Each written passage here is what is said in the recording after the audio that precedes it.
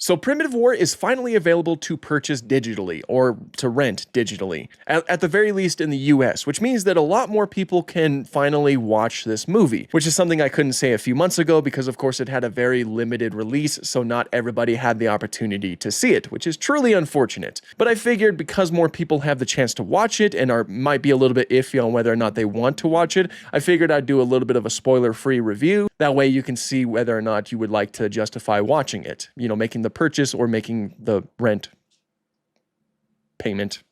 That sound good? Great. Obviously, back in August when the movie came out in theaters, I did do a spoiler review because I already watched it in theaters. This is my second time watching it. I have like a lot more in-depth thoughts in that video, so I'll have that linked down below if that's something you want to check out, but it is filled with spoilers. So, full on warning with that, but yeah, there are a lot more things that I liked and some things that I disliked about the movie present in that video. But for now, we'll keep things basic with this, like with the overall story, the characters, the creature designs, and just the quality of the CGI overall. So first of all, the story, of course, it does follow basically the same story that we see in the Primitive War novel, written by Ethan Pettis. Not really too many deviations happen from that, aside from the fact that some characters were like tweaked a little bit. Like they obviously a lot of them don't follow the same character arc as they did in the book, because books just have way more time to flesh out a lot of characters. And, there's a lot of characters in this movie. You only have about 2.5 hours or about 2 hours, 13 minutes to tell a good story. And so some characters, they didn't get the same type of character arc that they got in the book, which is, that certainly makes sense, but it is a little bit unfortunate because the book goes into a lot of depth about like some of their mental issues, a lot of the issues that they've had with the war, and, just a lot of things that centered around that sort of topic. You do get some of that in this movie, but it is just kind of scaled back a little bit because they don't have the proper, they don't have the proper means to tell an in-depth of a story that a book is able to tell. We do still get some of that, especially some of the mental issues that some of the characters have, and we do get to see some of the horrors of war and a lot of the horrors of nature, which, by the way, this is an R-rated movie. For those of you who are thinking about showing your children, just know that there is a lot of violence. There's a lot of war violence. There's a lot of nature violence. There's a lot of gore. There's a lot of language that, of course, fits an R-rated movie. So keep that in mind before you show some of your young ones. But we do get a lot of those aspects in this movie that were, of course, presented in the book. Obviously, movie adaptations are never going to be one for one for the book. So, don't expect that going into this. The characters they're a group of soldiers that make up the squad known as Vulture Squad. Obviously, like I mentioned before, a lot of them do have the same issues that they had in the book, just kind of dialed back a little bit. A lot of the acting was pretty good at moments. Like there were some moments where I was pretty, I felt like, say someone was in a lot of pain or something like that. But, it's not the best acting in the world, of course. There were some moments that were a little bit cheesy and just a little bit iffy, but it's really nothing that made the movie worse for me. Like I still enjoyed this movie quite a bit. There's a lot of aspects of this movie that are very much like a Vietnam War film, which makes sense. Like, like the proper like trekking through the jungle montage that's present here. A lot of things that you've seen in other Vietnam War movies are present here, except this time you just have the fun twist of non-avian dinosaurs being present. But from that, I'll go ahead and move on to like the CGI and the creatures, like their designs and just their overall portrayal. So the CGI, obviously, it's not the best CGI in the world. This did not have a big budget. This movie did not have a big budget. This movie basically had a shoestring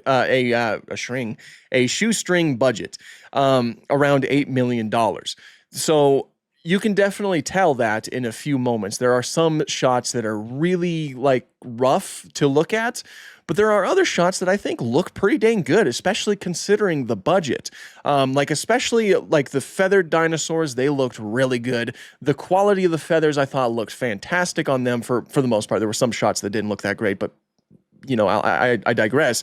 There were a lot of shots that did look really good and their overall designs looked fantastic. I was also just incredibly happy that feathers made the cut in this film, because that is something that helped them helped these creatures be differentiated from other projects that don't have feathered dinosaurs as frequently and rather go for the cheaper scaled option. Feathers are very difficult to pull off in CGI, especially to make them look good, and I thought that they did a really good job, especially considering their budget. The sheer amount of creatures that were present was also just really cool. Obviously, we saw a lot of them in the trailers, but there were a few surprises here and there, so I won't mention those ones because I want you guys to be surprised too. But they were cool. They were a really cool sight to see, and I can't wait for you guys to see them. But some of the creatures that we saw in the trailer, their designs, obviously some of them were kind of like a mixed bag. The Dreadnoughtus looks very similar to the Jurassic World Apatosaurus.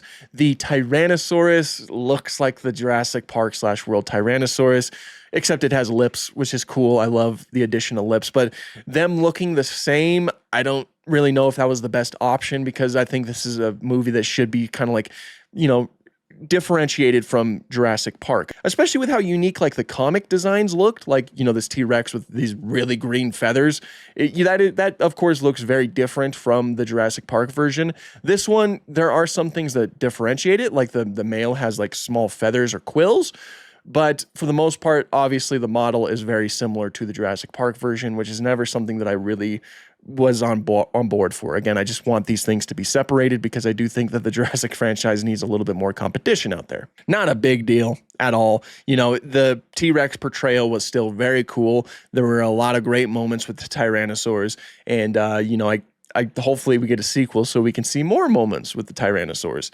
The Utah Raptors were the absolute highlight for me. Their design was beautiful. Again, like I mentioned before, their feathers were awesome, and the sheer bulk and size of them was just captured so incredibly well. They were pretty terrifying, their sounds were really cool, and again, the quality of their CGI was pretty decent, with some iffy shots here and there, but overall, it was pretty good. I thought that they did a good job with that. There were some moments with the Utah Raptors that I didn't really like. I won't mention what those moments were because I think we would kind of like lean into spoiler territory, but I do mention the moments in my spoiler review if you want to actually know the meat and potatoes of that. But there was like one moment in there that I definitely don't think needed to be there. I think it was a little bit too much. But again, it doesn't really ruin the movie for me. It just doesn't make it as good as I potentially think it could have been. Overall, this movie was fun. Like, I had a lot of fun with it. The way I described it in my spoiler review is that it feels like when you're a child and you have like your dinosaur toys and your Star Wars toys and your army toys and you combine them together, that's exactly what this movie felt like to me. And that makes it very fun to me. It's just a really fun action dinosaur movie that kind of scratches that itch that many of us have in part of our brain. So I certainly think that it's worth the watch simply because it is extremely fun. In terms of like ratings, I think I'll give it like a 7.5 to 8 out of 10. And a lot of that is just kind of like based off of how much fun I had while watching this movie and how refreshing it was to see some of these really awesome dinosaur designs, with some of them not looking as awesome, but some of them look great, especially the Utah Raptor. So yeah, 7.5 or 8 out of 10. At the lowest would probably be 6, but I'm thinking, I think I lean more so towards like 7.5. It is a very fun movie that I do think is worth the watch. So if you're interested in renting it, then I can definitely recommend doing that. So yeah, that was my spoiler-free review of Primitive War. Really fun time overall. Again, I do recommend it. But anyway, that's pretty much all I have for this one. Thank you guys so much for watching, and have an awesome day.